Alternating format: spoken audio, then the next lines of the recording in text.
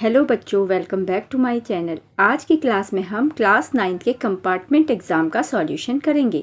First question हमें दिया हुआ है, इसका एक फैक्टर जो है x-1 है, तो फैक्टर -1 माइनस होता है तो हम x में +1 की वैल्यू लेके पुट करते हैं।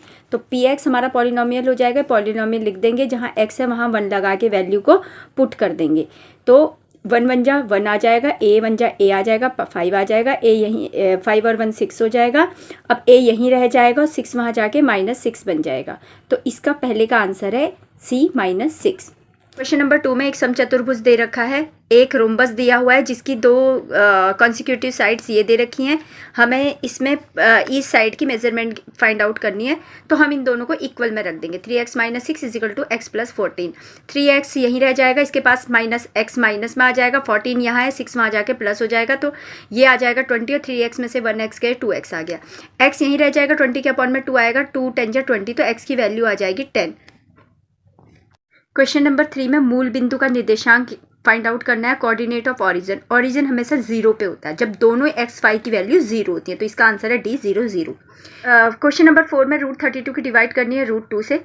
√32 के फैक्टर अगर हम प्राइम फैक्टराइजेशन करेंगे तो ये आ जाएगा 2 2 4 2 8 8 2 16 16 2 32। ठीक है, तो अपॉन में √2 हो गया, √2 से ये वाला 2 कैंसिल हो गया। अब ये बच गए अंदर के ये 4 में से रूट खोलना होता है, तो ये 2 है, इसकी पेयर बन के 2 बाहर आ जाएगा, और इस √2 में से भी पेयर बन के बाहर आ जाएगा, तो 2 2 4 इसका आंसर। क्वेश्चन नंबर 5 में m और n के बीच में एक मध्य बिंदु P है, m और n है, इसके बीच में P है, और MP के बीच में पॉइंट C है।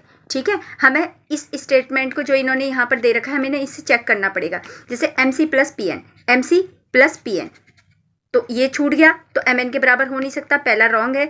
MP + CP, MP ये है और CP ये है, और ये दोनों मिलके ये वाला स्टेटमेंट भी हमारा रॉन्ग है, ये MN नहीं हो रहे। अब थर्ड में हम देखेंगे MC + CN, मतलब MC यहाँ तक जा रहा है और CN यहाँ तक जा रहा है, ये पूरी ही लाइन कवर होनी चाहिए। ठीक है, जैसे इस वाले में MP और CP बोल रहा था, ये कवर अप नहीं हो रहा था यहाँ पे। यहाँ देखो MC और CN, इस तरीके से ये भी कवर हो गया और ये भी कवर हो गया, और ये सब मिलके बोल रहा है MN आ रहा है, तो ये MN आ रहा है, यानी कि इसका आंसर C है। इसमें ये कह रहा है 1 और -2 सॉल्यूशन इक्वेशन के, तो पहले हम इक्वेशन लिख लेंगे। 2x - y = P। पहली वैल्यू x की होती है, x की जगह पे 1 लगा देंगे, y की जगह पे -2 लगा देंगे, और लिख देंगे 2 1 जा 2 हो जाएगा। यहाँ क्वेश्चन का माइनस था, माइनस और माइनस प्लस हो गए, और ये 2 आ गया, और = में p, और p की वैल्यू 2 क्या हो गया 4, तो इसका आंसर है A4। क्वेश्चन नंबर 7 में एक सर्कल है, इसकी रेडियस हमें 13 दे रखी है, और एक कॉर्ड है जो जीवा है, इसकी लंबाई हमें 10 सेंटीमीटर दे रखी है। सपोज दैट हम इसको हमने ये जैसे कि फिगर बना दिया, ये हमारा 13 रेडियस हो गया, और इस तरह से हम एक परपेंडिकुलर डाल देंगे, ये हमारी कॉर्ड हो गई AB। तो जब ये इस पर परपेंडिकुलर बनेगी, तो ये 10 है, तो 10 का हाफ, क्योंकि ये बराबर बराबर पार्ट्स में बांट देती है, तो ये 10 था, तो ये क्या बन जाएगा 5 बन जाएगा। इस तरह से AB 10 था, तो AM क्या बन जाएगा 5 बन जाएगा। तो ये हमारे पास एक राइट एंगल ट्राइंगल फॉर्म हो गया। तो इस राइट एंगल ट्राइंगल में ये H होती है, ये P होती है, और नीचे ये बेस होता है। तो फॉर्मूला लगाएंगे, H² = P² + B²। H² हमें दे रखा है 13², P हमें ये P है परपेंडिकुलर, हमें दिया नहीं है, तो इसकी जगह पे स्क्वायर लिखेंगे, और B की जगह पे 5 की स्क्वायर करेंगे। 13 जा 169 होता है, और P² ऐसे रह जाएगा, 5 5 जा 25 होता है। P² यहीं रहेगा, 169 के पास 25 आ जाएगा, तो ये आ जाएगा 144। P² 144 आ गया, तो P आ जाएगा 12, क्योंकि 12 12 जा 144 होता है, तो P का इसका आंसर है D 12 सेंटीमीटर।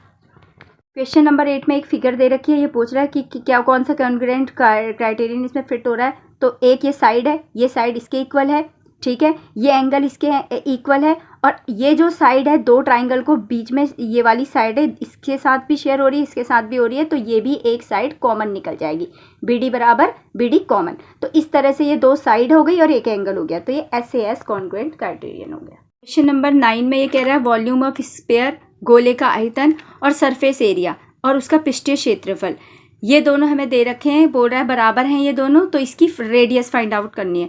तो इस तरह से हम इन दोनों के फॉर्मूले पुट कर देंगे। 4 से 4 कैंसिल हो जाएगा, r की 3 है, उससे 2 कैंसिल हो जाएगा, तो एक r बच जाएगा, और पाई से पाई कैंसिल हो जाएगा, तो इसकी जो आंसर आ जाएगा वो आ जाएगा 3।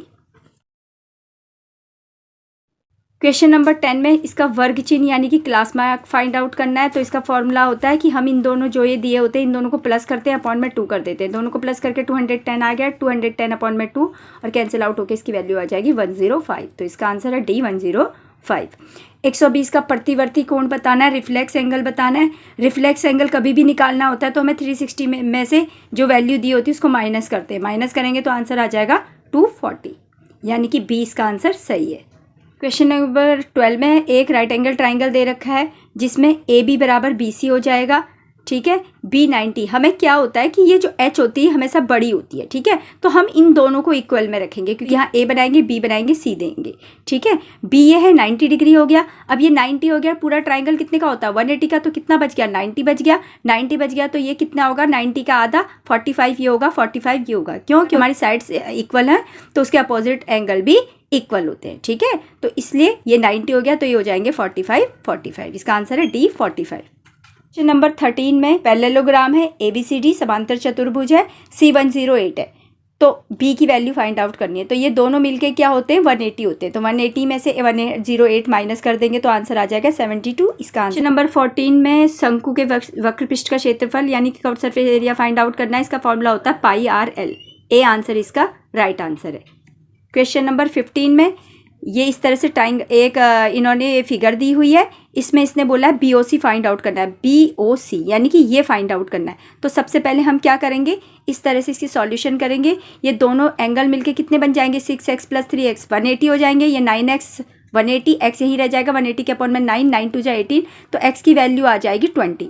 अब BOC कितना है 6x है, तो 6 इंटू एक्स के साथ इंटू कर देंगे 20, 6 2 जा 12 और 0, तो ये इसका आंसर है 120। C is the right answer.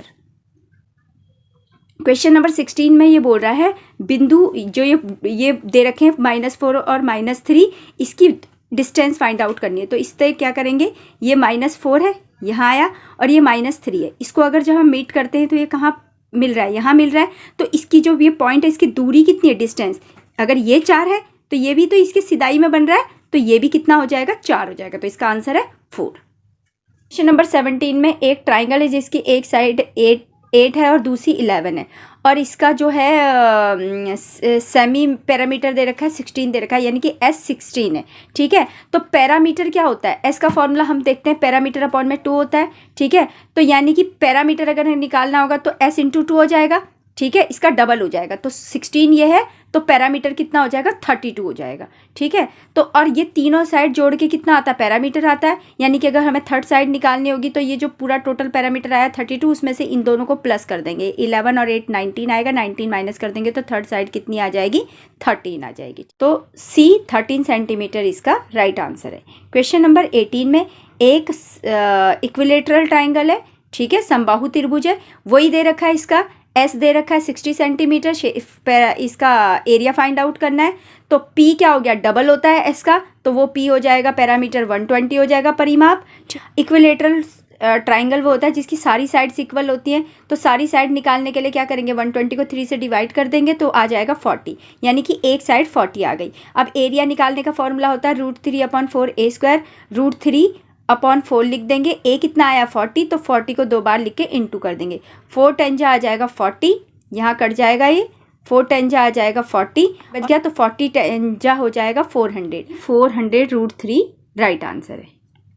Question number 19 में इसने बोला है कि 107 9 × 93 का वैल्यू ये है, इसको इस तरह से दिया हुआ है। तो ये तो ठीक है इसकी वैल्यू, ठीक है। अब इसको बोल रहा है ये इस तरह है, तो करके देखो A + B है, ये 107 को 100 + 7 कर देंगे और 93 को 100 - 7 करेंगे, तो इस तरह से इस फॉर्म में आ रहा है। और अगर हम इसको सॉल्व करते हैं तो A² ये होता है A², क्योंकि A है तो 100 की स्क्वायर माइनस 7 हो गया तो 7 की स्क्वायर, तो ये A की स्क्वायर माइनस B की स्क्वायर की फॉर्म में है। तो इसका मतलब है इसका दोनों ही बातें सही है, तो 19 का राइट आंसर है A। क्वेश्चन नंबर 20 में कह रहा है कि ये एक इक्वेशन इन्होंने दे रखी है, इसकी सॉल्यूशन कह रहा है ये x2 और y2 है, तो हम लगा के देख लेंगे 2x minus y equal to 2, x की जगह पे 2 पुट करेंगे, माइनस आ जाएगा, y की जगह पे 2 पुट करेंगे, इजिकल टू में 2 कर देंगे, 2 टू सा 4 आ जाएगा, 4 माइनस 2 इजिकल टू 2, 4 में से 2 गया कितना आता है 2, तो 2 इक्वल 2 बराबर हो रहे हैं, यानी कि ये इसको सेटिस्फाई कर रहा है। 20 का आंसर है ए, दोनों बातें सही है, ए और आर